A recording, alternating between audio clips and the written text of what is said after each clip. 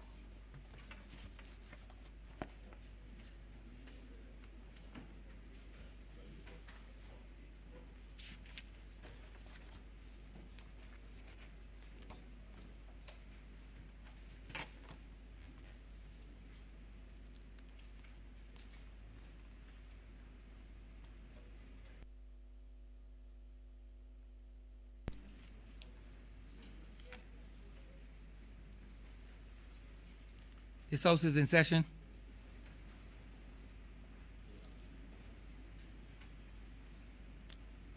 Minutes for the meeting held on Tuesday, August 24, 2021, and Tuesday, August 31st, 2021 to be confirmed.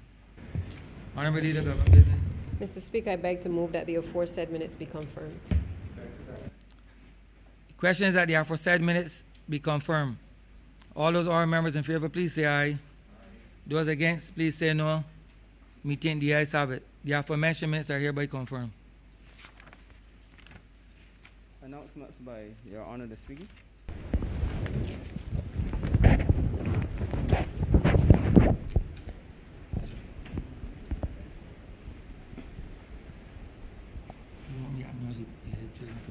Yeah.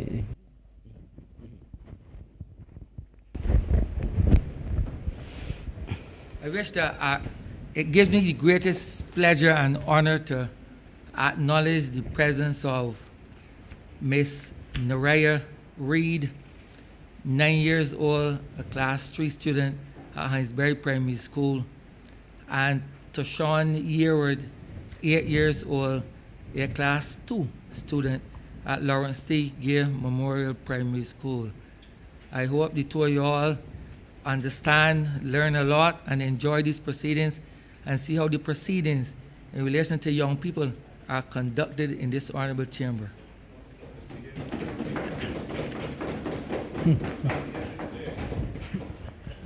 I hope that members of Parliament, will, in addition to acknowledging their presence, would conform to a high degree of civility and do not exhibit any untoward behavior in the presence of our young people.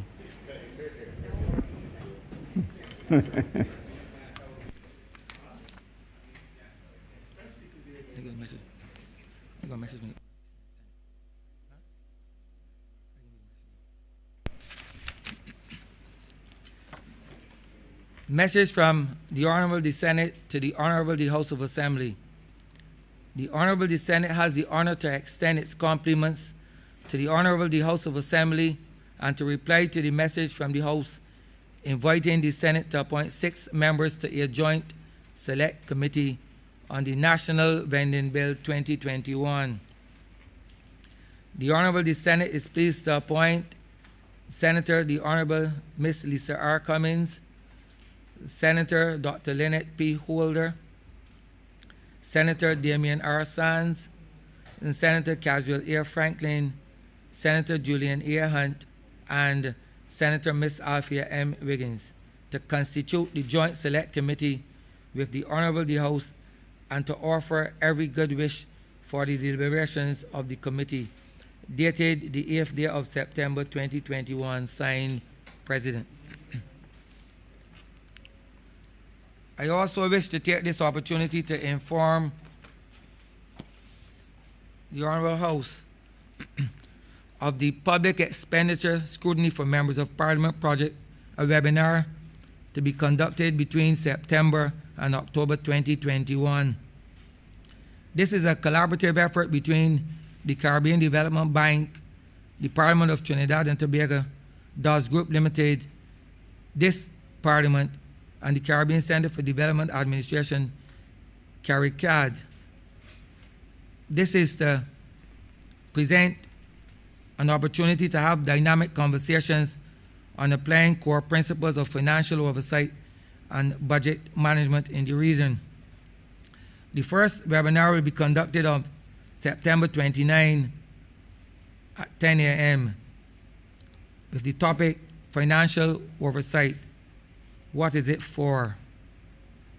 I would hope that members of this honorable chamber would use this opportunity to apprise themselves of this important function and be in attendance.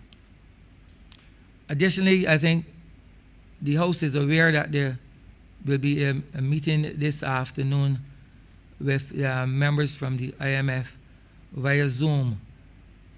This is for the Standing Finance Committee. And I would appreciate that this chamber understands and knows that the Standing Finance Committee comprises all members of this honorable chamber with the exception of the Speaker. So I would hope that members would also attend this important topic and seminar and conversation with the IMF. Honourable Leader of the Opposition.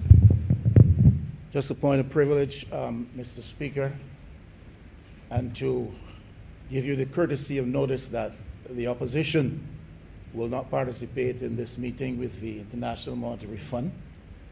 I got notice of this yesterday morning. That's not my complaint. My complaint lies herein. The government of Barbados has been in an arrangement with the International Monetary Fund for the past 3 years plus months. Several engagements with IMF teams have taken place, both physically, actually, and virtually. On no occasion up until this point has the opposition office, or the leader of the opposition, been given the courtesy of a call, a letter, a briefing, a conversation, a dialogue with any representative members of the IMF teams that have been to Barbados.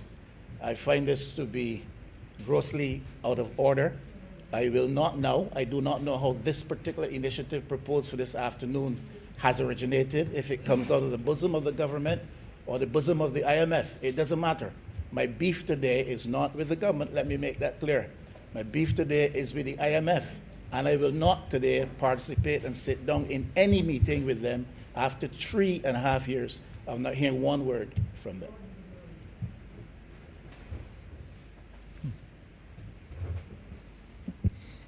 Thank you, Mr. Speaker. I too raise just mainly in response to the Honourable Leader of the Opposition. I understand the sentiments, but I would wish to state very clearly that the request is that of the International Monetary Fund, and it's not the government of Barbados. I know he's not taking issue with the government of Barbados, but I'm just indicating, just for clarity, that yes, negotiations have been ongoing, discussions have been ongoing, but this is very specific to Parliament and what we will be discussing in terms of the agenda, of which the honourable members should be well aware, having, just like all the rest of us, received similar correspondence. We are looking at the role of Parliament in discussing and approving the preparation of the budget, which committees or the plenary are involved. We will also be discussing the role in discussing the supplementary budgets and the in-year environments, the role in fiscal responsibility frameworks, for example, reviewing the fiscal strategy report, the role of the Public Accounts Committee in scrutinizing reports of the Auditor General and challenging accounting officers, government on the execution of their budgets as well.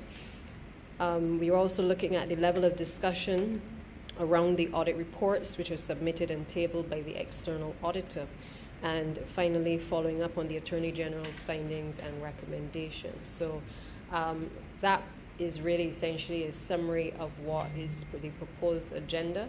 It is nothing that is untoward. It is nothing that is getting into the details of any negotiations by the wider government. But really more, I would have to say, from my own reading of this, it is more procedural. And the honourable member is free, if he so chooses, not to attend. But I would like the record to reflect that he has in fact been invited, and his participation is more than welcome, even if to indicate to the IMF directly that he would have wished a greater level of engagement with himself. Thank you, Mr. Speaker. Yes, Mr. Speaker, I've heard the honourable member quite clearly, and I would just like to reiterate, to repeat for clarity, because I did say my beef today is not with the government in this instance. I do not know where the initiative originates, either with the IMF or with the government. That does not matter. My problem is with the IMF and the fact that after 3 years, 3 years and some months, I am now to attend a meeting with the IMF, having not had the benefit of a single word from them. Not a report formally submitted to the Office of the Opposition, not a briefing, not a letter of query, nothing. And therefore I will not sit with them today.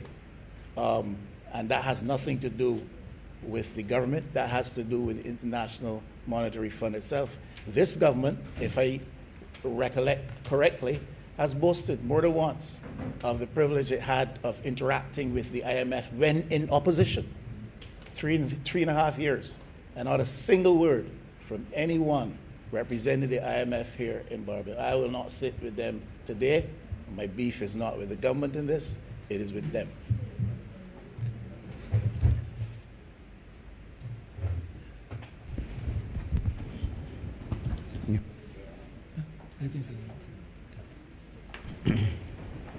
Messages from Her Excellency, the Governor General. You agree with that, don't you?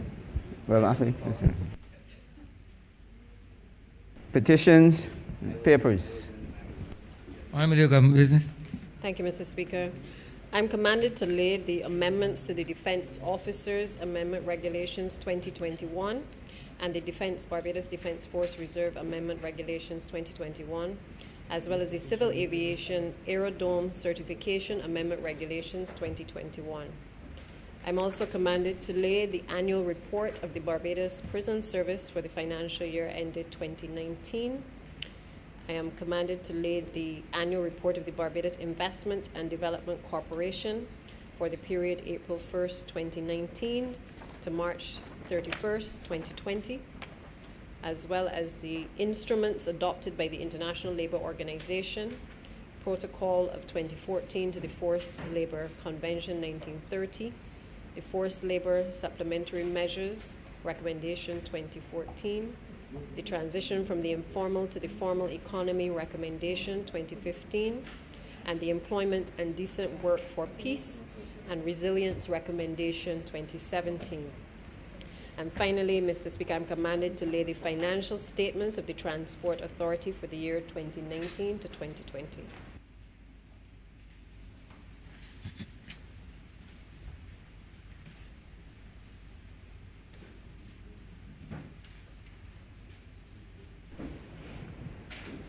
Government notices, private members' notices, notices of questions, first readings of bills.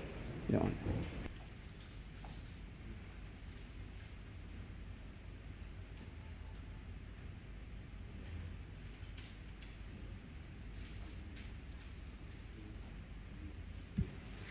Honourable Member for St. Joseph. Mr. Speaker, I have the tremendous honor to move the first reading of the Constitution Amendment Bill of 2021. This bill is the bill that will take us to Republican status and represents the beginning of an important moment in our history. Beg to move this bill be read a first time. The questions that the aforementioned bill be read here first time. All those honourable members in favor, please say aye. Those against, please say no. We think the ayes have it. Speaker, I beg to move the first reading of the Prevention of Corruption Bill 2021. The questions that the aforementioned bill be read here first time. All those honourable members in favor, please say aye. Those against, please say no. We think the ayes have it. Mr. Speaker, I beg to move the first reading of the Remediation Agreements Deferred Prosecutions Bill 2021. The questions that the aforementioned bill be read here first time. All those honourable members in favor, please say aye. Those against, please say no. We think the ayes have it. Mr. Speaker, I beg to move the first reading of a further Constitution Amendment Bill 2021. The questions that the aforementioned bill be read here first time. All those honourable members in favor, please say aye. Those against, please say no. We think the ayes have it.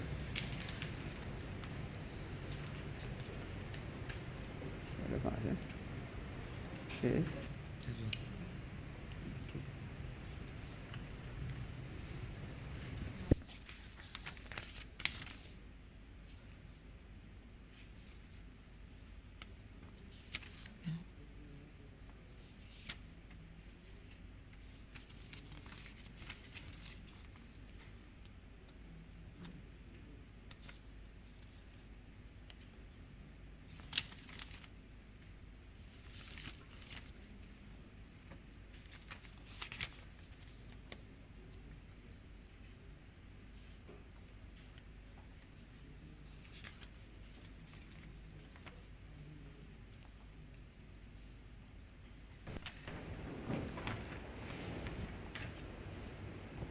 Statements by ministers, congratulatory and/or obituary speeches, personal explanations, motions for leave of absence, oral replies to questions, notices of motions for the adjournment of the House on matters of urgent public importance, orders of the day. Honourable Leader of Government Business. Mr. Speaker, I beg to move the suspension of standing orders 6, 16, 18, 20, 42, subsection 5, 43, and 44 for the remainder of the day's sitting. The questions that the aforementioned standing orders be suspended for the remainder of the day's sitting. All those honourable members in favor, please say aye. Those against, please say no. We think the ayes have it. The aforementioned standing orders are hereby suspended for the remainder of the day's sitting. Government business, sir. Government business is the order of the day. Order number 4, sir.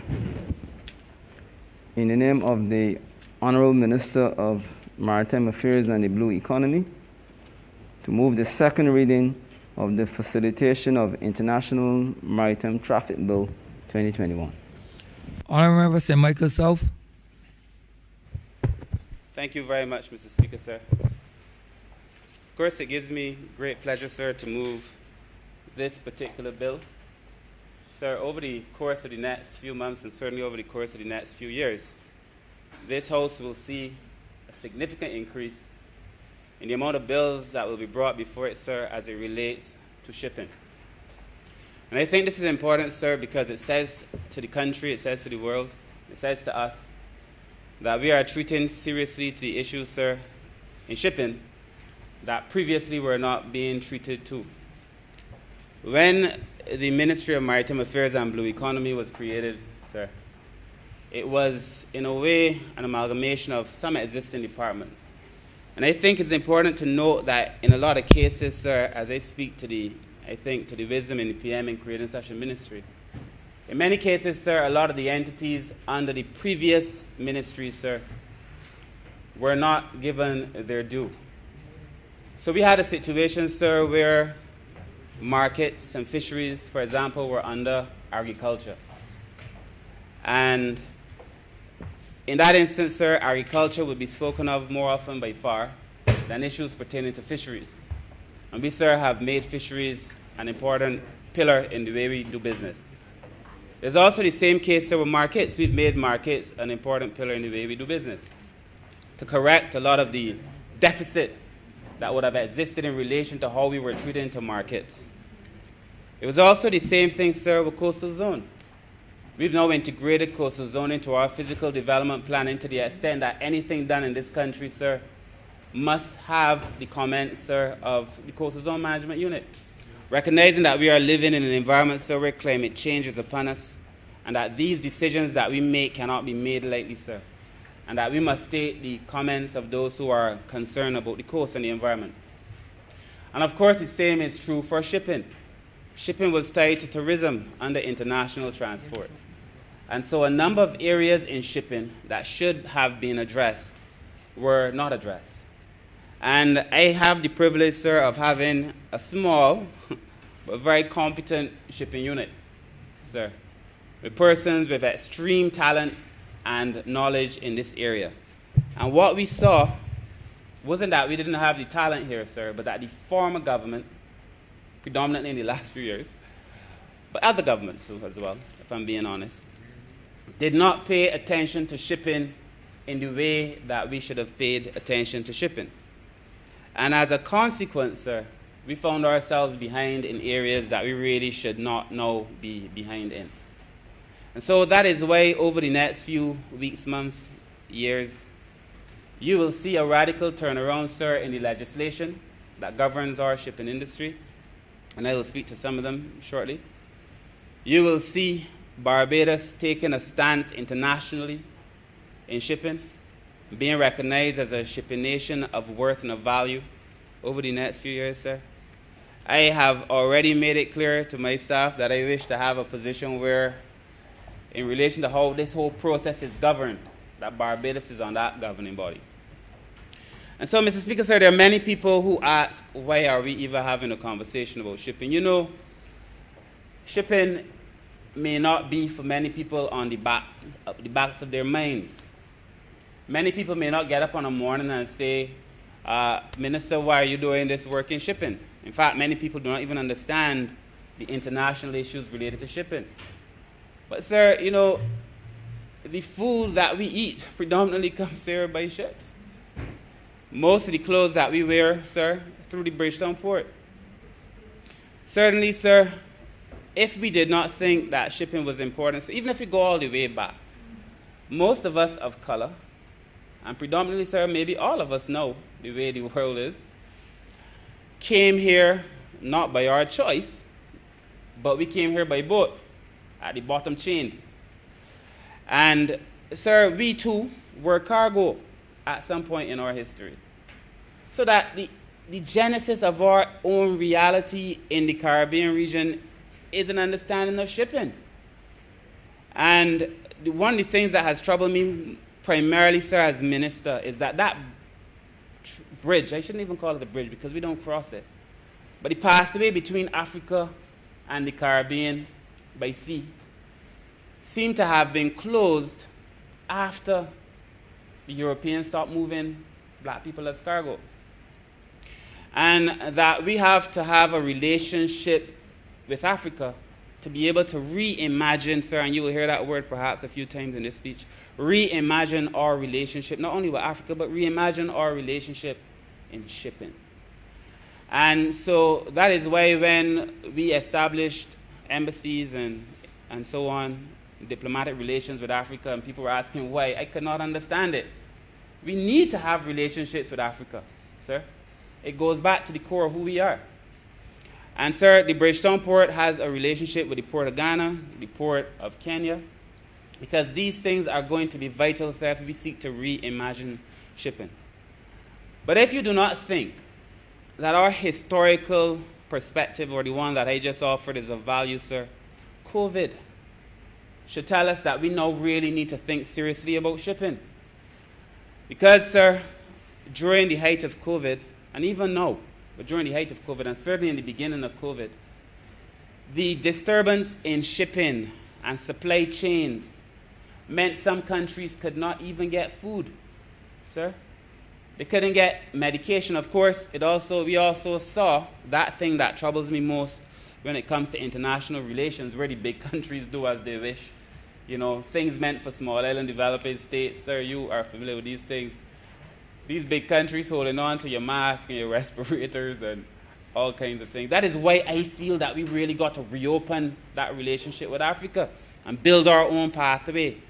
But during the height of COVID, many of us, sir, could not get access to these things. And the consequence of that, sir, is that we've seen in shipping an exponential increase in the cost of things. So if you do not understand shipping, sir, understand that the food you eat, sir, is going up because of issues in shipping. As a matter of fact, during COVID, you know, one of the biggest concerns we had in Barbados, across the world, but in Barbados and in the Bridgetown port, was that the containers, because you don't really own the containers. Containers come, they bring your stuff, and you have to get them back out in a certain time. But because many of the ports across the world were closed because of COVID, you couldn't get out the containers. These things started to incur such costs. You understand? That you cannot tell people that I can't get out your container because the port is closed. They incurred costs. And of course, at the end of the day, that cost is passed on to everybody who consumes, which is, at the end of the day, all of us. And so we saw, during the height of COVID, that a conversation on shipping is going to be important. Also, we saw, sir, that you have to have the capacity to be resilient and to do other things, to be able to feed yourself. And so this conversation on whether or not we should be looking at shipping and facilitating shipping, sir, is also a conversation about feeding ourselves.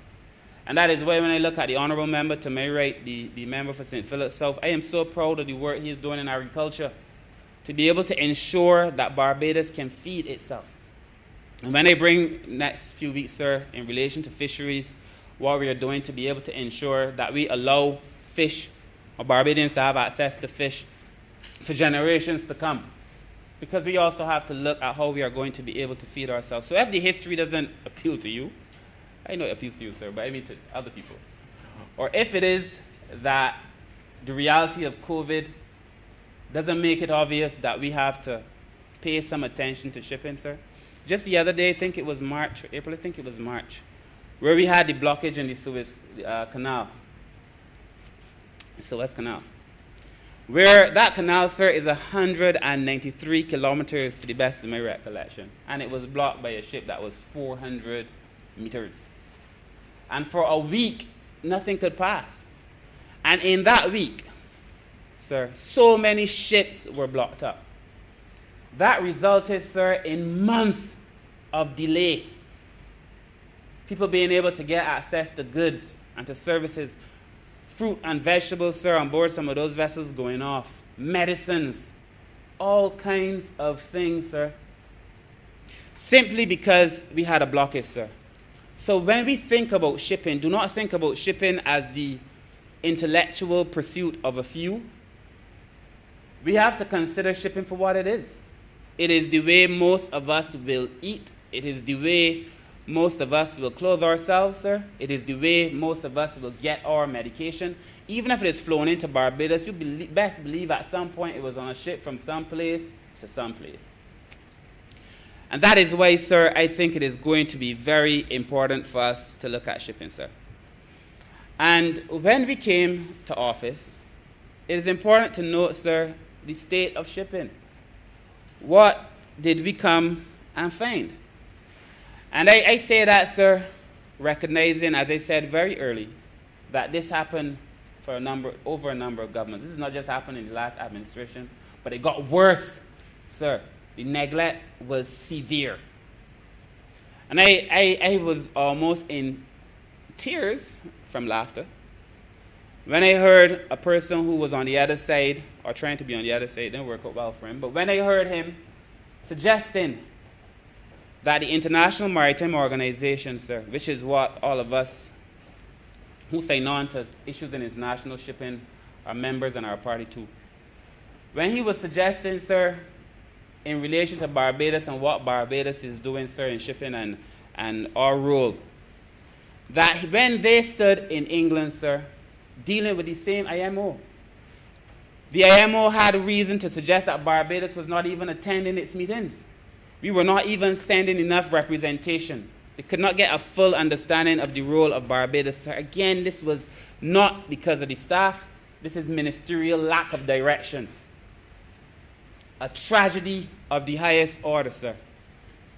And so when we came into office, we found a situation where it was clear to me and to the staff that we needed to do something to reimagine shipping. And I don't want to say it, sir, in a way that would suggest we are just doing this for doing this sake. I want to know that when a man gets a food, that it comes to his plate at the best possible cost and price. And so we want to be able to make sure people could eat at a reasonable cost, and that Barbadians could live, sir, at a reasonable cost as well.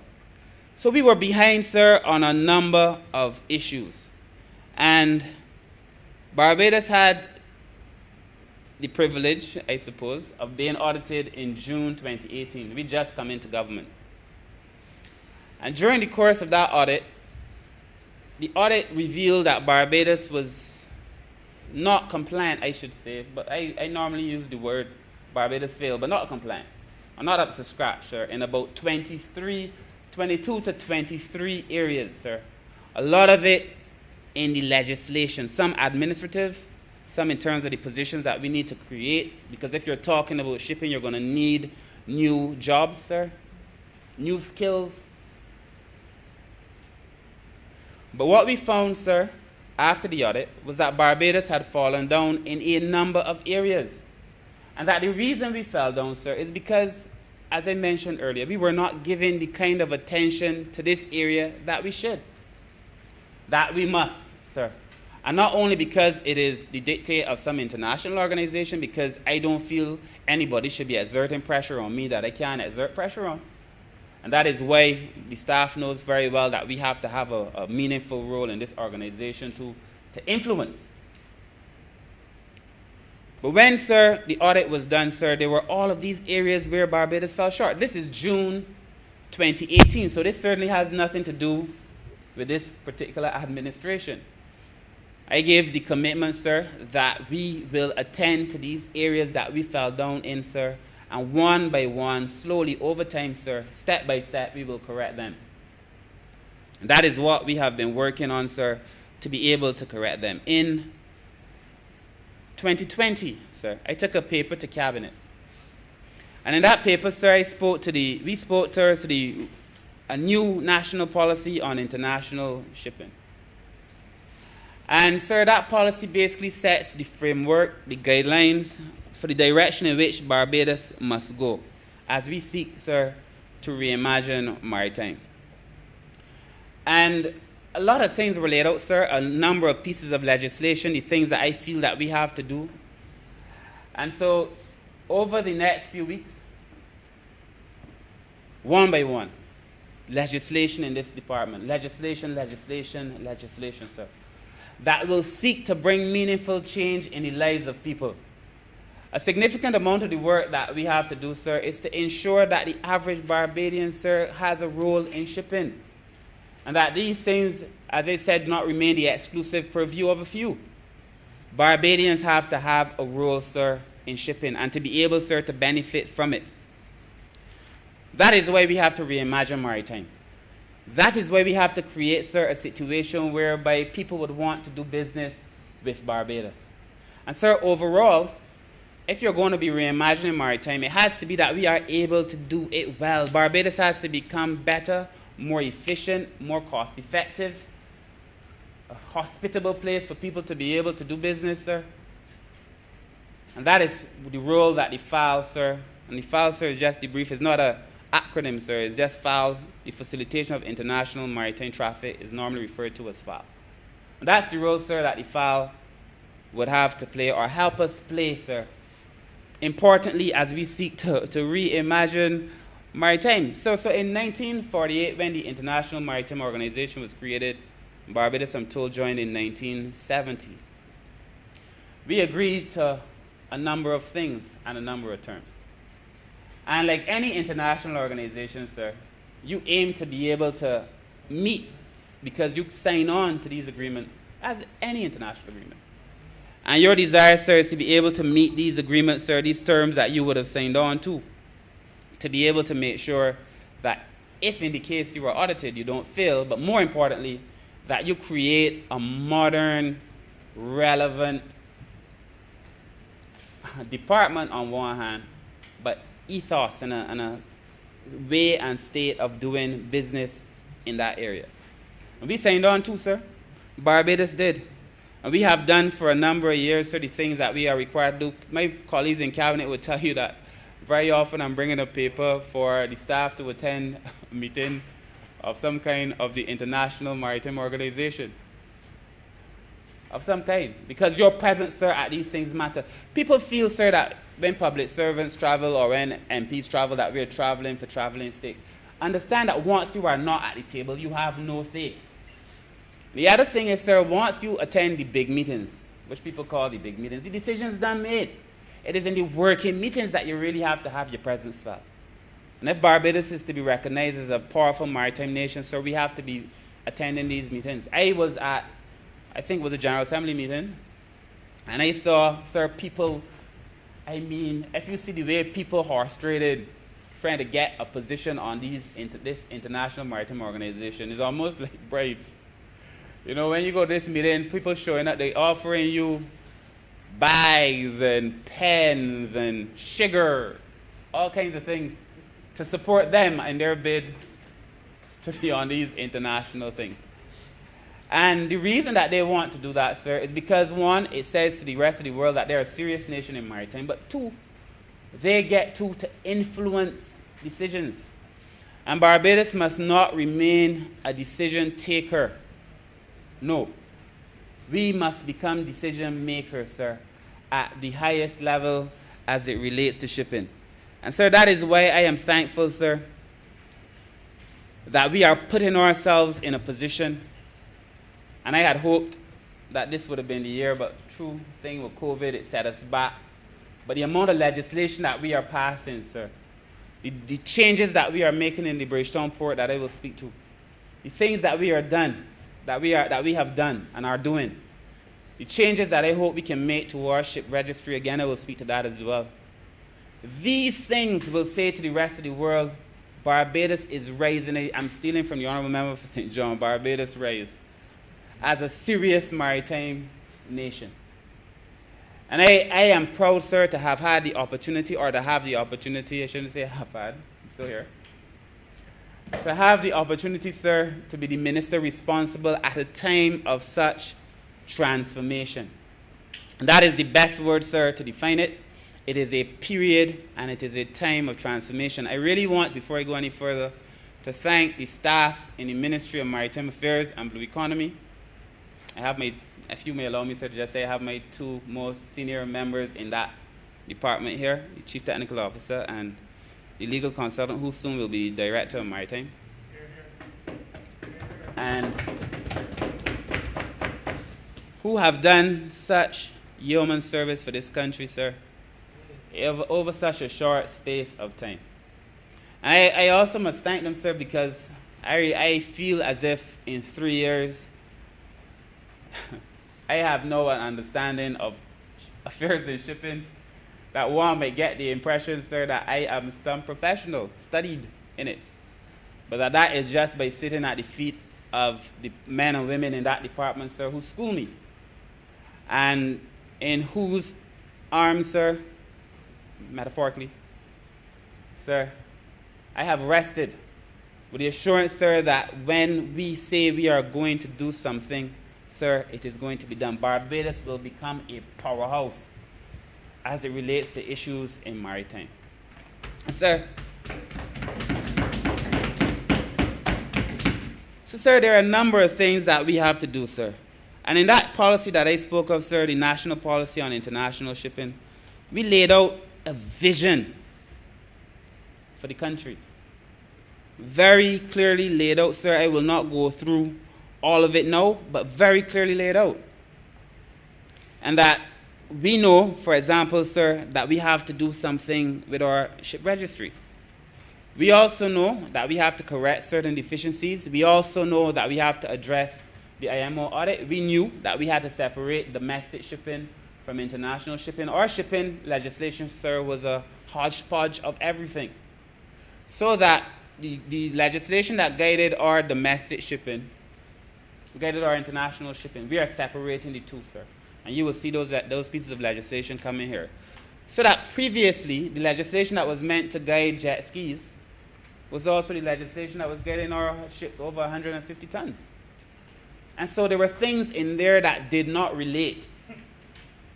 You understand? There were things in there that were so out of sync. Sir, people picking up our legislation in some far-off country, they don't want to hear about some of these smaller things. And the people in Barbados, sir, don't necessarily want to be bogged down with all of those things. We've separated them and kept that which is relevant, sir, in the separate legislation.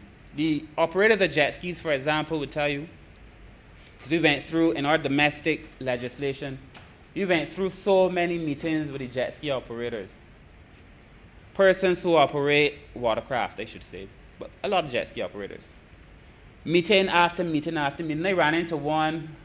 I was in St. Michael's South, and he drove by me, and he stopped, and he reached out, sir, and he said he wanted to shake my hand, but you know, in this environment, we knock. So I gave him a knock, and I said, but what happened? And he said he was so thankful because no ministry, no minister before has ever taken the time to meet with them the way that we have been meeting with them as jet ski operators, sir. And then he whipped out his little badge. You remember? He whipped out his little badge, sir, because before, the little things matter to people. We got to get the little things right. Before, sir, imagine jet ski operators had to go to sea with a paper that they were given to say they have a license. They would fold it up, put it in a plastic bag or something, put that plastic bag then in another plastic bag, and take it on their jet ski, because if the Coast Guard were to pull them over, they had to show that they had a license. So we created, obviously, a very nice, cute, functional, waterproof ID card, sir, that they take out to sea with them. He was so thankful that we were able to put him in a position, sir, where he did not find himself having to explain to the Coast Guard why he did not have his license, because he also feared it would get wet and fall apart. So it is in the little things, sir, by creating a ministry focus, sir, on getting some of these things right, things that are important to people. And the relationship between persons on the sea, as is the case with the average citizen sometimes, and the people who are enforcing the laws, is not always necessarily good. So we've reduced those tensions, sir. And then we've also been able to create relationships at the level between the Marine Police, the Coast Guard, sir, and some of these persons, sir. I'm saying, sir, building relationships, whether it is at the local level or the international level, is going to be so important. That is why we are talking about facilitation.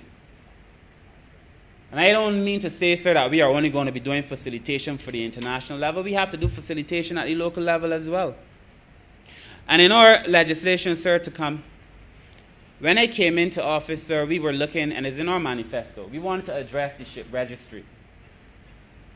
The ship registry, sir, currently has a few ships on it, sir. It's been doing very well.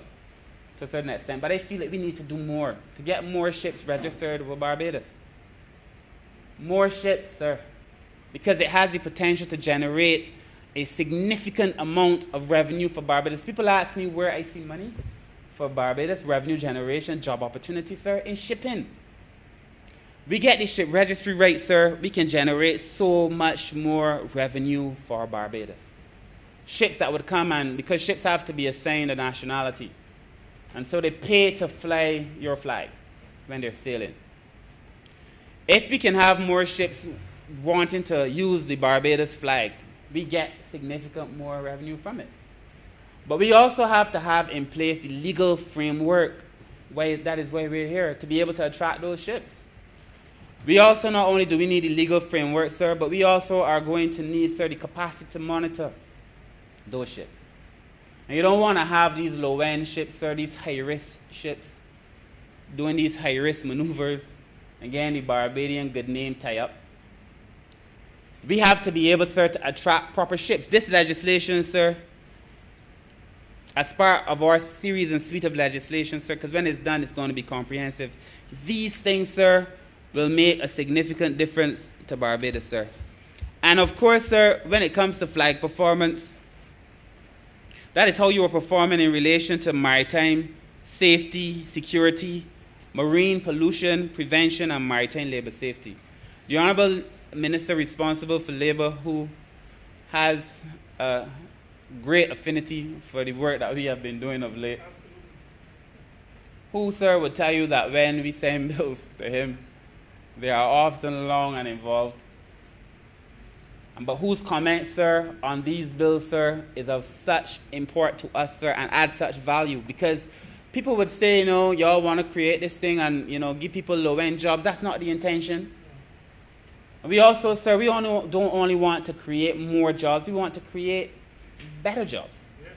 And we also want, sir, to protect people who get those jobs, so that we are not putting Barbadians on ships to be treated in any way by anybody. And, sir, when we make the adjustments even to our own legislation, sir, we are saying we have to have a clear, concise way for resolving disputes and settling these conflicts that allows Barbados to be involved, so that you cannot mistreat Barbadians when we do start to get more and more Barbadians on board these vessels, sir, over time. And there is, in shipping, the STCW, the Standards of Training, Certification, and Watchkeeping. It is a training that most people now must go through to work on a ship. Back in the day, so when we have the Seamen's Day, I think it's in November or October, when we meet with the seamen, sir, normally once a year, near the end of the year, soon. And I meet with the older seamen, sir. We did a video called Men of Honor, where we interviewed some of these seamen, sir. I feel this should be required watching for all Barbadians. The Honourable Minister responsible for information, I must have a word with him and have him air these things more frequently. I hear the stories of men in shipping. Current one. To hear these stories, sir, of men involved in shipping. Because the reality is, sir, back in the day, you could leave home. I mean, there were so many, but there was one in particular where the gentleman said, these are elderly gentlemen, but they tell stories of their youth. And in the way that men's eyes tend to sparkle when they remember their glory days, especially as we get down the hill, we talk about the things we were once able to do that we no longer can do. Sir, in shipping. And these men, sir, told stories of going down to the harbor, looking for a job. Some say they left home. They didn't even tell the mother. They know they're going looking for a job. The man say, I got space, we moving now. And so you left home one morning and you on a ship the afternoon time and you gone. That's how it was. And so we had seamen all over Barbados, sir. The constituency that I represent, the St. Michael South, sir, the great constituency of St. Michael South. According to the member for St. Peter, again, the men and women who put me here. Sir, the great constituency of St. Michael South, sir, is loaded with seamen. Men who grew up on the sea because of the proximity of the Bayland area to the sea. And the stories that are told of just the opportunities and how simple it was. And of course, the hardship. And I also feel, sir, as we prepare young people for new employment, I know there's some young people in here, as we prepare young people for employment, so I believe this kind of intergenerational exchange of ideas and knowledge is going to be important. Because perhaps in some ways, sir, we've created an environment, sir, where we think things are always easy and they're not. And I've had friends, sir, who've gone away on scholarships in sports, football, a lot of them from the Pine like me. And at the first piece of hardship, because that's how we are, you know, men pack up and come home. And dealing with that, nobody ain't talking to me, so it's a fact. And we have to get to a point, sir, I mean, I don't want to disrespect nobody either, but at the same time, sir, we got to build up a little bit more in our people too. And to build the kind of strength and the fortitude, sir, to be able to push back on some of these things, and if it really gets overbearing, then you come home. But on these ships, sir, there are going to be jobs, sir, from the STCW training, sir, that we are doing. And I hope to have that training program rolled out in the shortest possible time. We've been working with the TVET, it is, the Vocational Training Board, the NTI, National Training Initiative, National Transmission Initiative, sorry. We've also been working with the SJPI.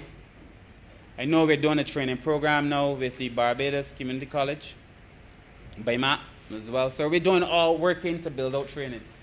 Because when we put persons on ships, it can't be that I just sending people to scrub decks and stuff. And I do hope that I get some of those jobs. And I will make sure every member in here, when the opportunity comes and this fast approach, including my good friend who leads the opposition, sir, when these jobs start to come. Huh? A man without faith, sir, is in the wrong profession. Anyway, sir, the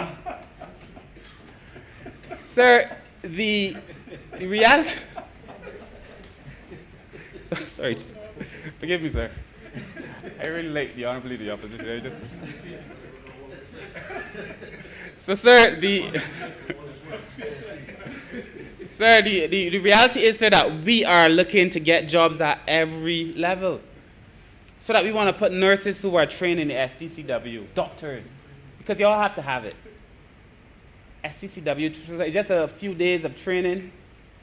Once you've done that training, combined with your professional skills, sir, you're on board the ship. We've been talking to the ship, sir, and they want to have Barbadians. I mean, the reality is, sir, that there are still many people who haven't forgotten how good we've been. And for that reason, sir, I am confident, sir, the STCW training, once it is in our legislation, because we have to embed it in our legislation, that is now too with the CPC. And that will be before this Parliament, sir, hopefully very soon too. And then we can certify persons, sir, in the STCW and prepare more young people for jobs at sea. That is very much imminent, sir. And so I am happy to say, sir, that in a number of these areas, sir, we are doing all of the necessary and the right things. And, you know, if you then have, sir, these high-risk profile ships, if you go back to the ship registry, sir, and you have these high-risk ships, then you're going to attract more and more attention, more and more negative attention. You have to be able, sir, to monitor what are the implications for your flag state, sir, for its registry. What are the implications for doing business? What are the implications for doing business, sir? Barbados, in the last doing business index, was ranked at 129 out of 170 countries. It is nothing that one would want to pat, your back about. 129 out of 170 countries. I suspect that is going to change soon. Of course, they're doing some adjustments to the way they do the doing business index. But in trading across borders, which would more reflect issues in maritime and issues in the port, Barbados was ranked at 132 out of 170 countries. So we were worse off. We were bad to start with, but worse off in trade across borders. Worse off. And so there is clearly a need for us to put some focus on issues pertaining to maritime. And I will speak very soon about the things that we are doing, sir, in the Bridgetown port, to be able to add value, sir, and to improve these statistics. But, you know, I don't concern myself necessarily with how somebody else rate me. Right, truth. But if the reality is that because of the trade across borders index, trade across borders ranking and rating, it tells me that we are underperforming, and that concerns me. It means that the people who are involved in the area, because that's how they do the evaluation, they send surveys to the people who do business in Barbados. So you're being guided and graded almost by your peers. They're saying that they don't think Barbados is up to scratch. Barbadians are saying they don't think Barbadians are up to scratch. So in this file, sir, which I will go through in some detail, sir, in the file bill, sir, we are putting ourselves in a position whereby when we are graded and evaluated by Barbadians, as is the case now, because we've already set up our single window and some are using it already and telling us already what a difference that it has made already. We know that we will see an improvement, but my concern is not about the rating. It is that I want to be able to do business on behalf of Barbadians at the best possible rate, sir, and in the shortest possible time. And it is going to mean, sir, that we have to learn some new behaviors. There are some things that we took almost for granted, that you could continue to do things the way we've done them. In some cases, we can. Some things we've held on to as sacred, but there are some behaviors, sir, that we're going to have to let go. Some things that are going to have to change. A number of things, sir, in shipping. And just generally, sir, how we do business. And the cost of it sometimes. Overtime cost and these things, sir. That at the end of the day, sir, when you look at the selling price of a product to you, you may, you know, people go overseas and they see something for $10 and then it sells in Barbados for $29, $30. And they think that $10 is profit. But that's hardly often the case. Some cases, of course, because there's some businessmen whose only loyalty is to their bottom line at the expense of poor people. But I'm not speaking about them.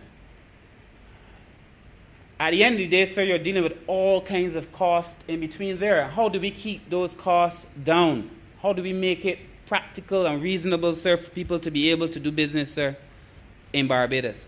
And when we look at the ships, sir, the ships must be able to fly the flag. And once a ship selects a registry, because they get to select a registry, they want to select one that is reputable, one that can manage it, one that can abide by the IMO conditions, sir. I'm not bringing a bill here on the IMO for the IMO, but I also know that if I want to be able to attract ships to Barbados, that Barbados must find itself in compliance with international standards. Inasmuch, sir, as the Minister for Agriculture and myself are working to make sure that when it comes to being able to export to the EU, we do so by bringing our standards up to international standards too. Mm-hmm. So that the amount of work that is being done, sir, is significant. And we have to get to the position, sir, whereby we find ourselves in that position. And sir, so this suite of laws that we are bringing, when enacted, will elevate Barbados' reputation as a low-risk profile flag state. That's important.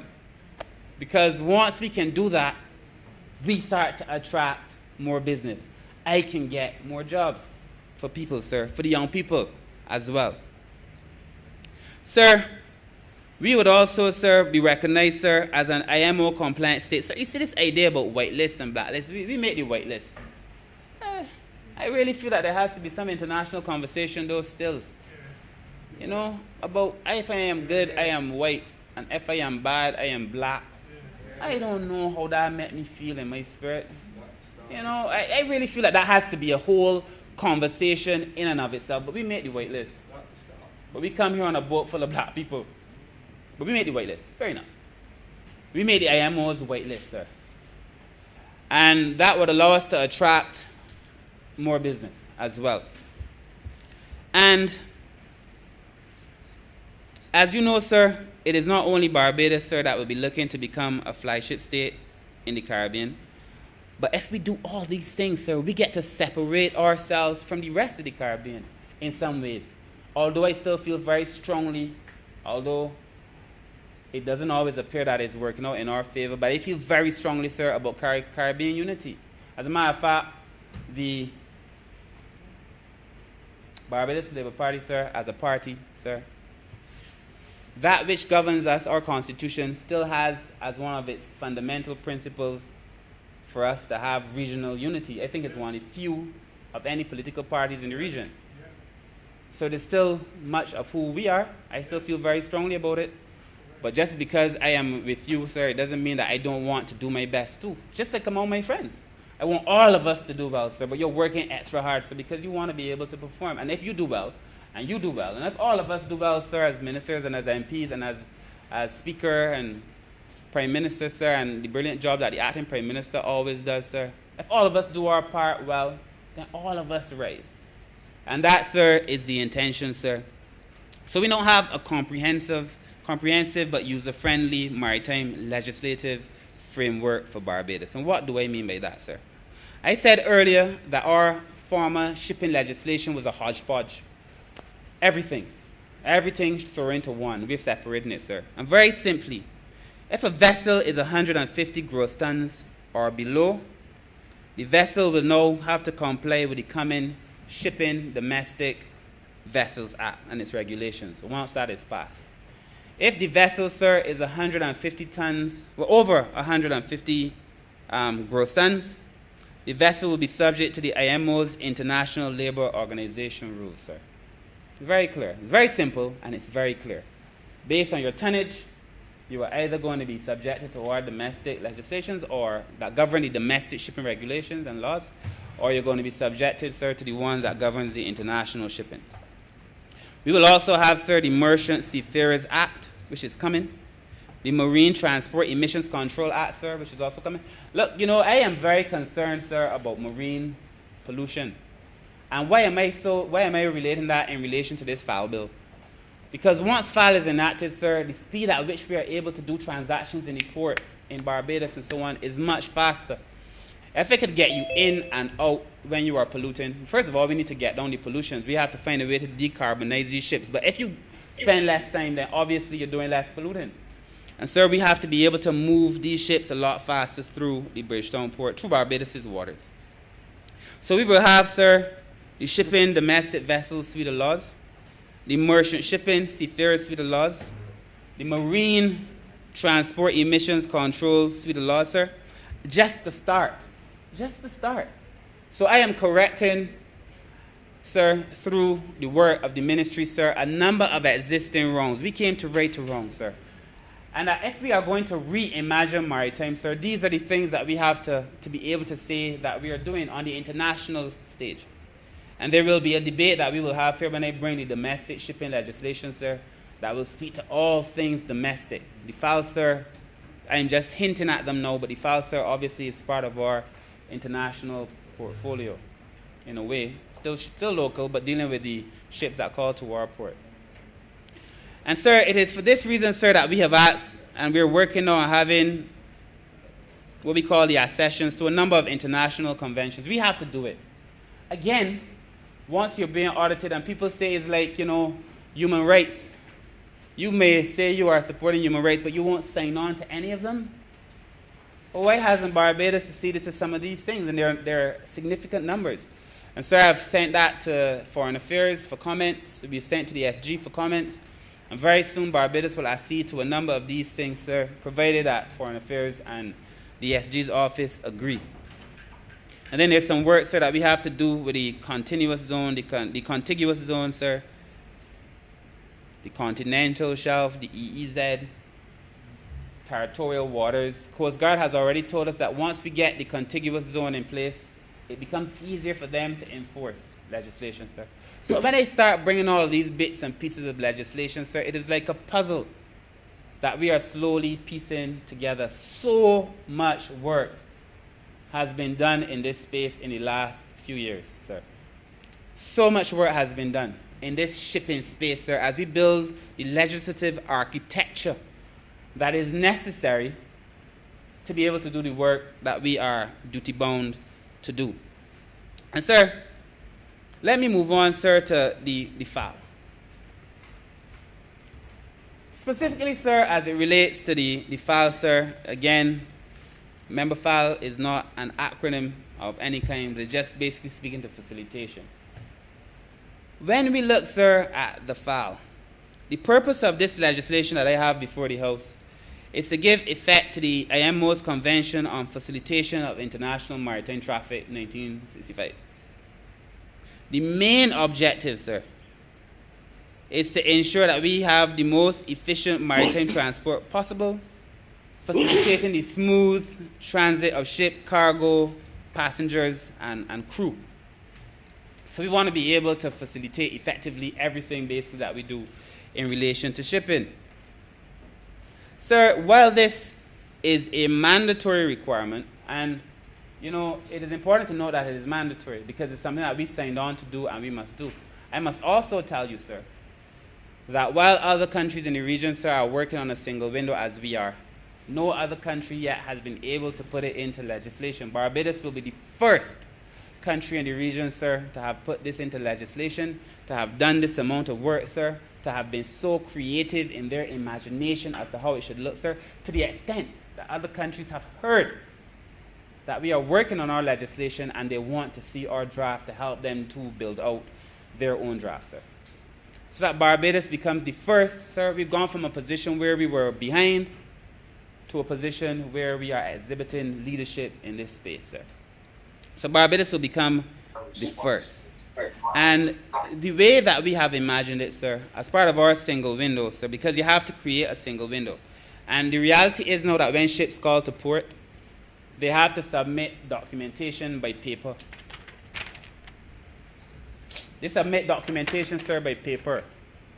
And they have to submit that documentation to a number of different people, to the port, customs in Barbados, I think to JRCC too, health, just over and over, and these are lots and lots of things, But when we create these single windows, sir, as part of our file reach out, sir, you submit the intention when we get there, we're working to there, so you submit one time.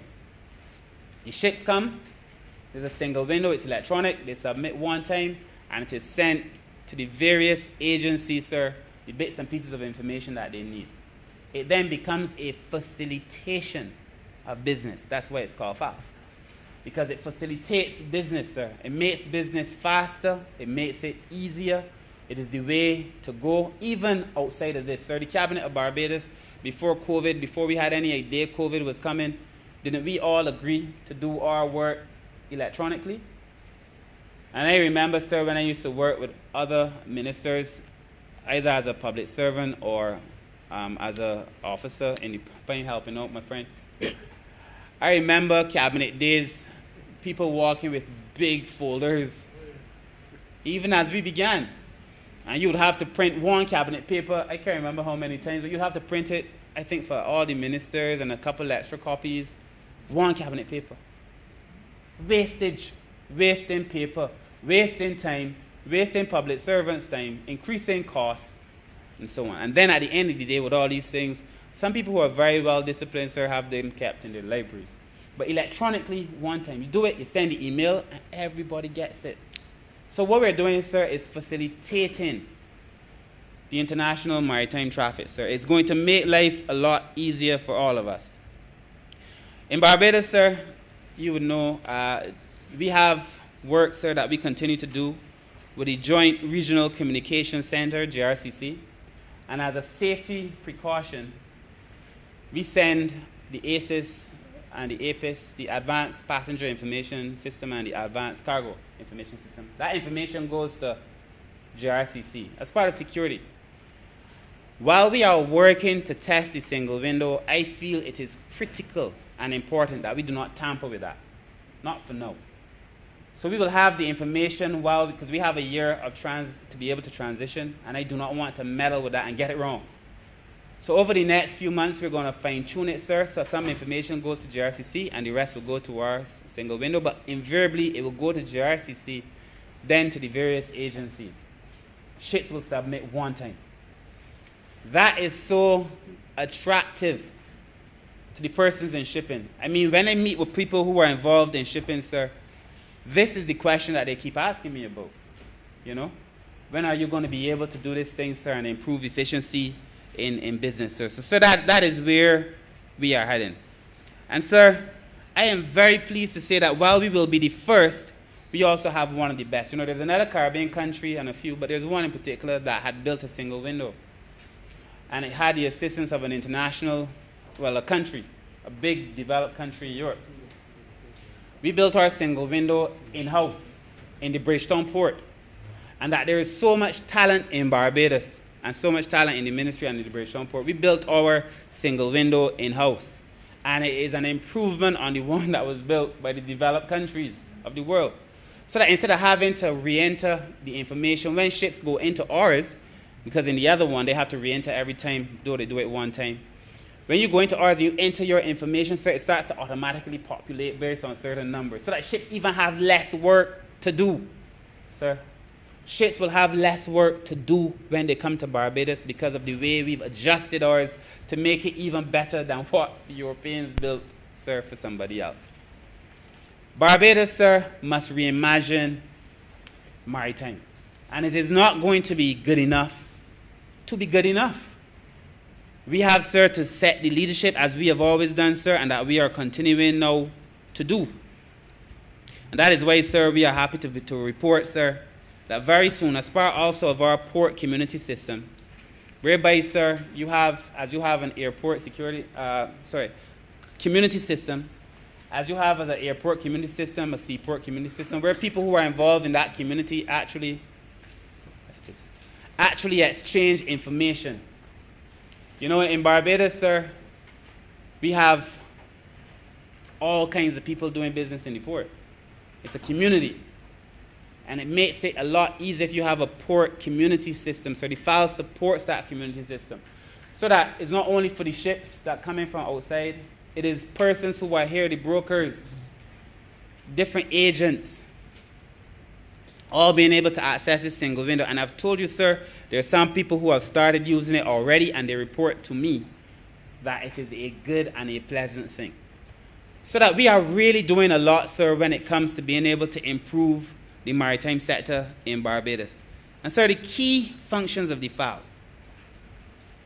port community system, will be to remove the barriers to the just-in-time operations. And the just-in-time simply refers, sir, to processing improvements to reduce unnecessary waiting of ships. Nobody wants to rush to stand still. You run into a port, you try, and you know, sir, with ships and so on, when a ship says it wants to leave at 10:10, that ship wants to leave at 10:10. If you are provisioning that ship, your goods better be on board the ship long before 10:10 because they will move. So you don't want, sir, to have, once the ship gets here, you're not going through a whole set of papers. You have that information in advance. You do most of the processing, sir, in advance. And, sir, so what we're going to have as the benefits of the file, we're going to have reduced waiting times for the ships visiting at our berth, sir. They want this quick, efficient service, sir. You're going to have reduced fuel consumption. I feel it is going to be very important for all of us, sir. You know how Barbados feels. You know how this government feels about fossil fuel. You will have reduced consumption, sir, of fossil fuels. I must also tell you that the Bridgetown Port is working at being able to give the ships clean energy so that even as they remain at berth, they are using clean energy, sir, and not polluting our waters. Of course, then you have less congestion, improved planning. Sir, all in all, this is brilliant. And it is important work for those of us who would want to say that we are involved in this space. Sir, I must also say on July 17th, 2019, at a social partnership meeting, the Prime Minister created, as her role as chair, a subcommittee to examine the efficiency of the Port of Bridgetown. And this is so important, sir, because if your port is not efficient, then designing a file and a single window and all that, sir, is to just put a system into a whole set of inefficiencies, like putting crystal clear water in a muddy pool. It changes nothing. And so we have to become more efficient in the port. So, sir, the first set of actions taken, sir, were meant to, over a 24-month period, to improve the performance of the Bridgetown Port. Over a 24-month period. Sir, some of the things that we saw in that 24-month period, I chair this social partnership subcommittee, sir. On it, we have representatives from the private sector being in shipping. We have representatives, sir, from health, immigration, customs. It is a system, sir, that everybody who's involved in the port working to make sure that we become a lot more efficient. And we have seen significant gains. We have members from the Taxi Association, the Chamber of Commerce, the Barbados Manufacturers Association. I mean, it is a comprehensive review of the way we are doing business, because you cannot make policy in isolation, and you certainly will not make sustainable change on your own. And if you understand anything about organizational behavior, if you have systems that are overly bureaucratic, sir, then it serves to stifle not only the product, but the persons who are producing as well. And that is why, sir, we have been working to make sure that we do a much better job than the work that was being previously done. So we developed the single window as part of it, sir.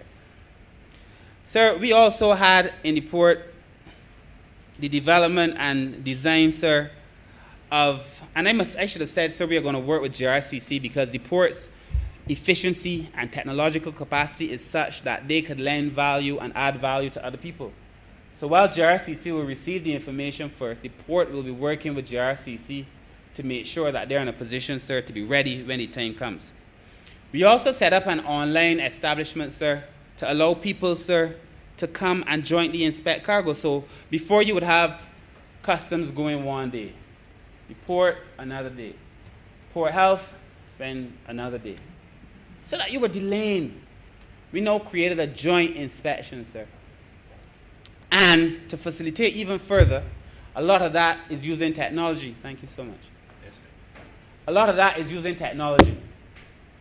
So that they now stand from their iPads, their tablets, and do what they previously could not, because they would have to leave physically the office and go and do these inspections. Sir, now we're doing a lot of that online.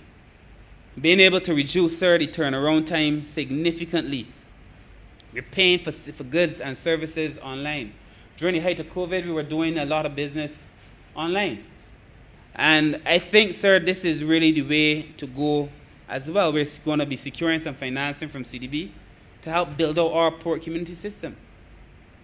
The Bridgetown Port, sir, traditionally has been an area in which Barbados could feel proud. But I must say I have never been more proud of any agency, sir, than I am now of the port, in relation to the work that they have done to make themselves leaner and greener over the last few years. I'm also extremely proud, sir, of the staff in the Bridgetown Port. And never must we forget that they were the ones who put themselves on the front line at a time when many people were too petrified at the thought of COVID to leave their houses. These men and these women were going to work in the daytime and in the nighttime to be able to help facilitate, sir, business in Barbados, sir. And when we came into office, because FAL is also about looking at security. When we came into office, sir, there were 52 cameras in the Bridgetown Port. 52. Of those 52 cameras, sir, 22 were not working when we came into office.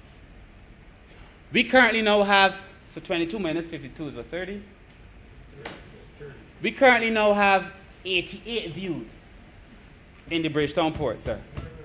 Currently. Phase 2, which is being implemented now, will see an additional 117 cameras being put in the Bridgetown Port, sir. So we are talking about where we had 30 cameras, we will have approximately 200 cameras in the Bridgetown Port. Tell me that we are not taking security seriously, sir. So with those 200 or most cameras, sir, in the Bridgetown Port, I can easily say to you, sir, that we will have probably the most advanced monitoring and tracking system utilizing artificial intelligence to produce the kind of analytics, sir, that would allow us to optimize security and general operations. In fact, sir, there was an operation done in the port. I won't get into the details of it. But using this kind of technology, sir, we're able to track movement in the still of the night, sir. Capture people up to all kinds of things that they should not be up to in the middle of the night. But what it tells me is that these are the things that were happening before we introduced this kind of artificial intelligence, sir. Those men were brought before the court. We ain't playing. Those men, sir, were brought before the court. And some of the things, sir, that people were doing as part of this, sir, because our new scanner was able to pick up contraband in a tank. Before the new scanner that we bought, the port bought a scanner for $20 million. Since we came into office, that scanner was able to pick up the contraband in a tank, in a container, that previously we could not have picked up. That's one. Of course, when we held the guy who was up to his dastardly behavior, we were able then to find some additional things. But we also found drugs attached to the hull of a ship, sir.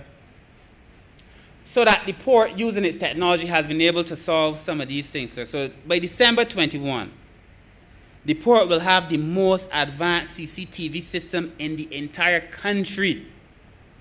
The most advanced CCTV system in the entire country. It is the use of these technologies, sir, operated by the port, which has been exposed to all kinds of training and specialized training, sir, that has resulted in the interdiction of about $1 million in contraband in the last month alone. We were able, sir, to interdict about $1 million in contraband in the last month alone. That is because of the systems that we, sir, have put in place. We, sir, are taking this security thing extremely seriously. We have gone from having 30 functional cameras to having about 200, sir, by the end of the year. From having a system, sir, that would be the joke of people who were taking it seriously, to having the most sophisticated system, we believe, by the end of this year, sir. So that when I say to you, sir, that we are not playing, we are not playing. As part of our wider efficiency too, sir, there used to be a time where the truck turnaround time in the port, when you send a truck to collect your items, it would take 70 minutes. We are down to 40 minutes. We cut that time almost in half. But they know, if they were here, that I want that time to go down to 30 minutes. That we have to do it safely, clinically, and do it in a secure manner, sir, but efficiently and fast. Get people in and get people out, sir. The significant reduction in the length of time, sir, that it takes to do this business, sir, and we have been able to reduce 90% of the paper. 90% of the paper that is being used in the port or was being used in the port, sir, we've been able to reduce. And that which used to take us 10 days, the dwell times for containers and so on, now takes us 6 days. And before COVID hit, we were heading to 4 days. So that there is movement, sir, in Barbados. And that when I talk to you about facilitation, I am not talking about talking sake for talking sake. I am talking, sir, because we have radically transformed the port. And that we have done so, sir, in a way that the members of the personnel in the port, sir, also feel extremely proud about the work that they have been able to do. And I must also say it is because of this work. It is because of this work, both the physical security and the cyber security, because remember, FAL is a maritime security convention. It is because of this that the Bridgetown Port was again this year re-elected as the chair of the Technical Advisory Committee on Port Security under the OAS, sir.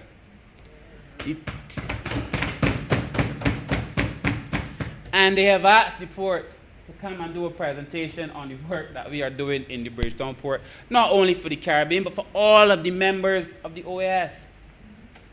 So that in every manner, in every regard, we have not only treated seriously to security, we have also treated seriously to training, and invariably and ultimately to efficiency.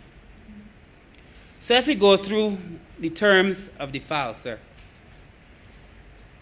As with any bill, Clause 1 cites the Act as the facilitation of maritime international traffic. In Clause 2, sir, we list the definitions and terms of use in the bill.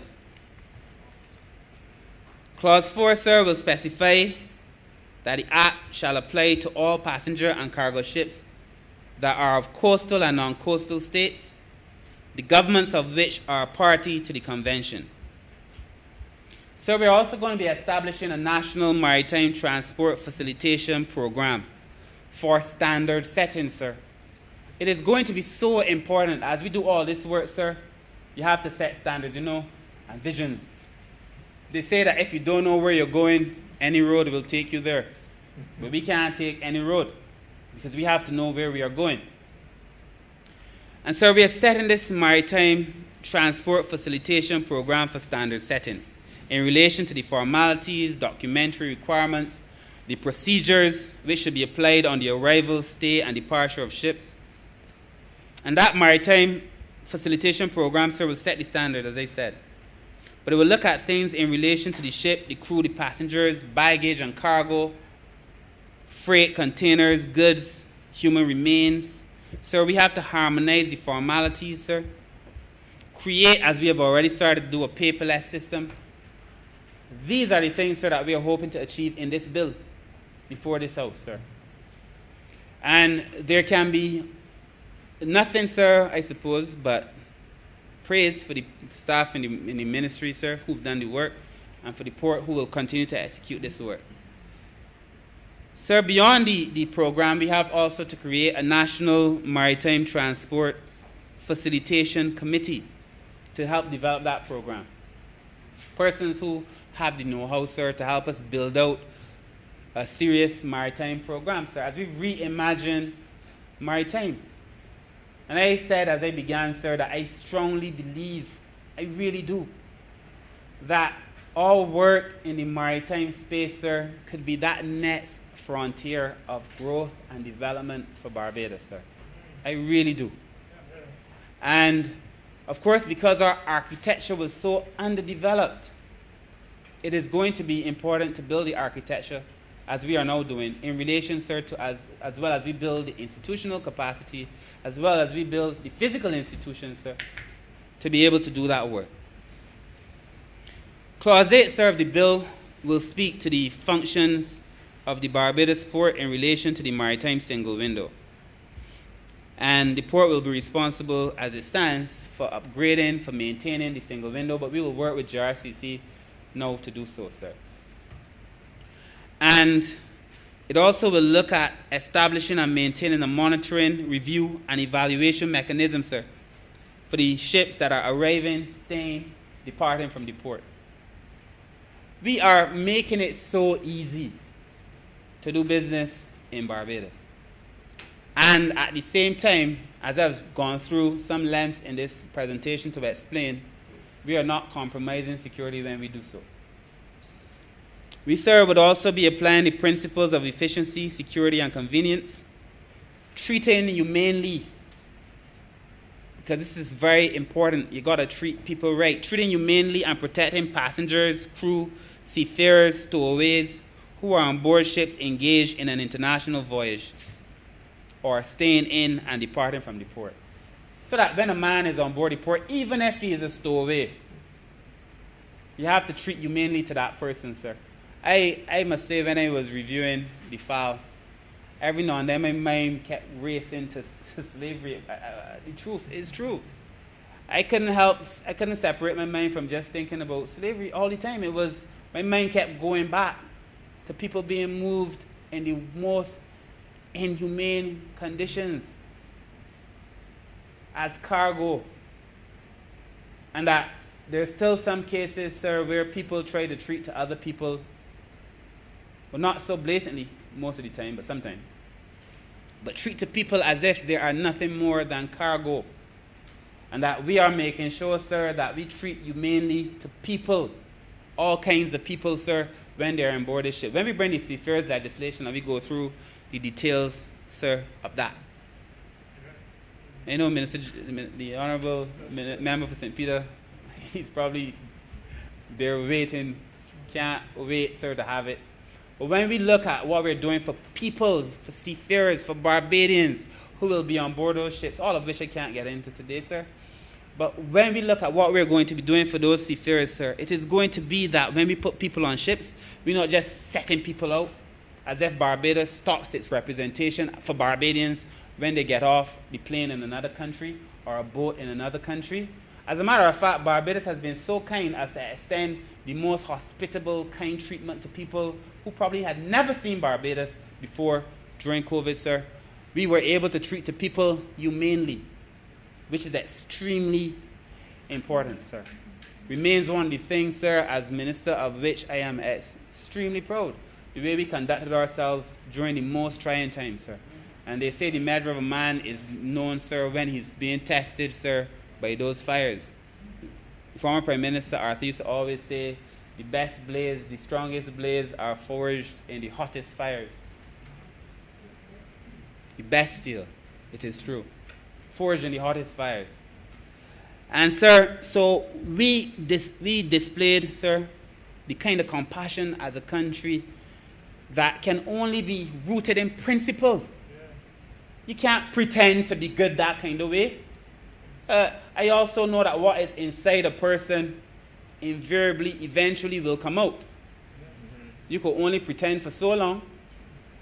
And the way we conducted ourselves, sir, at the beginning and the middle and even now during COVID tells me that Barbados is a principle-driven nation driven by a principle-driven government. That is what it tells me, sir. And, sir, we approach this whole process, sir, fearless and fair. Treating to people not as cargo, but as people. And making some important determinations, sir, that some people probably did not fully understand, sir, at the time, sir, but in retrospect, sir, hopefully they appreciate the actions that the government was taking, sir. Clause 11 of the bill, sir, specifies the documents as outlined in the FAL Convention. I said to you before, sir, this is in the second schedule. I said to you, sir, that there are a number of documents that have to be submitted one by one by one. And what we are doing, sir, is creating a system where you just submit one time. And everything is done. And this lists the documents, sir, that will be necessary. Clause 11, subparagraph 4 of the bill is consistent with the FAL Convention. It makes provision, sir, for the transitional period to allow for the submission of the required information for the clearance of processes both in paper and electronic. I said, sir, we have a 12-month transition period. Because it is noted that we are not going to get it right the first time. It would be unwise to start this system, sir, and cut off everything else that you knew. That is what happens, sir, when young people sometimes don't have regard for older knowledge. You get a little information, sir, and you cut off everything else that somebody else could know. I remember, sir, I was driving through St. Andrew before I knew the Honourable Member for St. Andrew so personally. And my car, that time I used to drive a black Maybach Mitsubishi. It was a fast car. I can drive too pretty neither. Because as one, I meant to get my license as a big man. Because I had to wait till I had a job to pay for my lessons. But I was driving through St. Andrew, sir. And my car, I took a road and my car just ran off the road, like barely the back left tire. I put sticks, I tried all kind of things to get this thing back on the road, sir. This is just a little story about knowledge and why it is important. And I put sticks and all kind of things. I reversed, I went forward, I get grip. There was an old woman sitting in the window, sir, looking through this thing at me. Just sitting down there, just waiting for me. I couldn't get this thing, so I went and I asked her if I could get a phone call because at that time, in a big band of cell phones, I asked for a phone call. She asked me for what? I said, I want to call somebody to help me with my tire because I can't get it on. She said, you want help?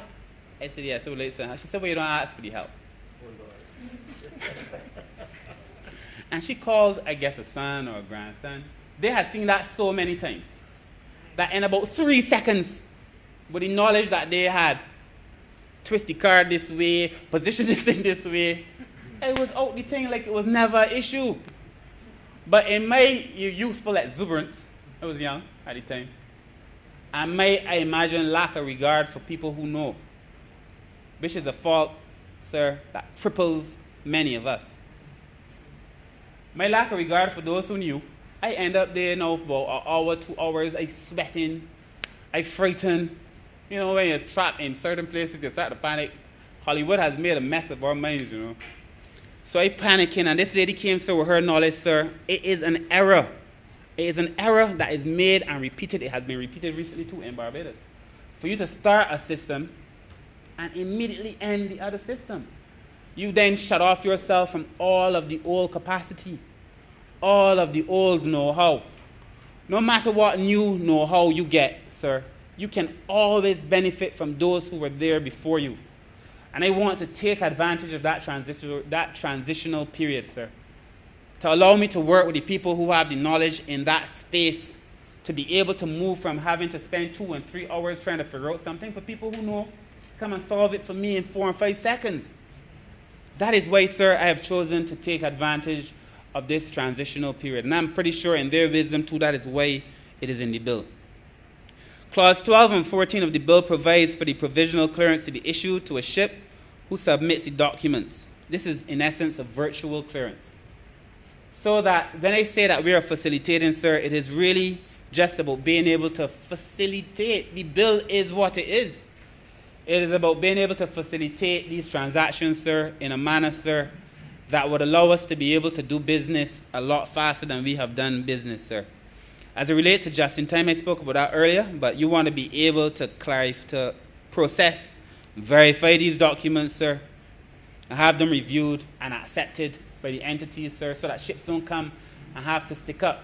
You know, like sometimes when you see people hustling past you in traffic and they get by the roundabout, and you ask yourself, but why are you wasting your time? So this is to make sure that the roundabout is clear. When the ships come in, sir, and they have places to go, I want them to say, when I come to Barbados, I know that I will submit my things online before. I know when I get to Barbados, I will be processed quickly, and I know I can go on my merry way. I know when I come to Barbados, that Barbados is so in tune with the work that we have to do, that I also want to hire more Barbadians on board my ship. Clause 13 of the bill, sir, allows for the submissions of the documents on actual arrival as well. And Clause 15 lists the documents to be submitted through the Maritime single window. 16 to 19, sir, as we get closer to the end of the bill, 16 to 19, sir, of the bill provides for the pre-departure times and documentation for a ship leaving Barbados. And Clause 17 of the bill, which is consistent with Clause 12, provides for virtual clearance, sir. All over the bill. Facilitation. I know, sir, that if we are able to do this right, when we say we are reimagining maritime, it is not just conversation. It is a reality that will transform lives, improve the way we do business. The Honourable Member for St. James South, I know your concern, sir, ma'am, is in relation to the way we do business. I know the Honourable Members for St. Philip both have an interest in this area as well, sir. There is no doubt in my mind that in what we are doing here, sir, we are creating significant opportunity for people. When I think of the magnitude of the entire thing, the amount of opportunity that we will be creating for people, sir, the amount of wrongs that we are righting in this maritime space, sir. Clause 20, sir, of the bill penalizes the failure to submit pre-arrival and pre-departure documents. The maximum penalty is $200,000. So if the ships want to come, you got to submit your documents too. If you don't, because I've put in place all these things for you, you can't, they ain't here for style either, you got to use them too. And if you don't want to use what we put in place, in keeping with what other jurisdictions have done, pay me some money, $200,000. Then the bill, sir, goes on to deal with further documentary matters between 21 to 23. Between 24 to 26, it addresses the submission requirements for arriving and departing cruise vessels. So we're addressing cruise as well. Between 27 and 32, it details the regime in alignment with the file for clearance of arrival and passengers and crew. And Clause 31 in particular incorporates the human element, sir. In Clause 33, we will be penalizing persons for submitting improper documentation or falsifying documentation, sir. Anybody who makes a false declaration, sir, when they come to Barbados, sir, will have to pay tremendous penalties in relation to this bill. Because we will not be condoning any attempt to commit either fraud And of course, sir, we would also be penalizing. I mean, if it's a genuine error, it's a genuine error. And you could, you got to apply, the PM often says, apply your heart to common sense. But we have, sir, to be able to make sure that we could determine, the faults for the chickens. We will provide for dispute settlements, sir. The bill allows the minister to make regulations as necessary. And at clause 41, it considers the other amendments that we have to make, sir, to make this bill a reality. Clause 42 states that this act shall come into operation, sir, by proclamation. As I said, sir, there are a few things that I would like to be able to iron out, especially in relation to the JRCC. I know you also have some time as well to be able to do it, but we will proclaim this bill hopefully very soon.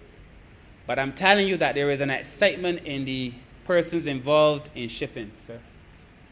There is an excitement, so if you speak to them, there is an excitement about what Barbados has done, about the transformation, though not visible to many, but that it is felt and reeled in the experiences of those whose lives depend on shipping. It is clear to me, sir, that in doing this bill, this file, in relation to the other things that we are doing, sir, we have reimagined maritime. We've done so, sir, in a way that is safe and in a way that is secure. We have created the efficiencies, sir, that are necessary for people to be able to live in this country. We have made sure, sir, that we've been compliant with the IMO, the International Maritime Organization. I've told you that I have no intention of being a decision taker only, and that Barbados must find itself involved more seriously at the level, I hope, of the General Assembly and the General Council to influence also what happens, sir, as we go forward, sir.